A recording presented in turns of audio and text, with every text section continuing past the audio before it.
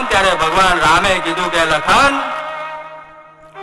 લોક સાહિત્યમાં જાવું હોય તો આપ બધાએ સાંભળ્યું છે કે શબરી મીઠા લાગ્યા બોર, એમાં તારી ભાવના અણમોલ, એટલે મીઠા લાગ્યા બોર. આ લોક સાહિત્યનો રામ બોલે છે, પણ સારણી સાહિત્યનો રામ બોલે છે કે સાંભળી લે લખન, શબરીના બોરનો સ્વાદ મને કેવો લાગે છે. અવધ રાજધાની મેં નહીં, અયોધ્યામાં કોઈ દી આવો સ્વાદ નથી સાખ્યો મેં. अवध राजधानी में नहीं, जनक घराने में नहीं, मेरी जानकी भरोसे वाकई पकवान में नहीं, सऊद भुवन में नहीं, अमृत के पान में नहीं, मेरी माँ कौशल्या के थान में ना जो शबरी के बैर में मिठास मैंने पायो है.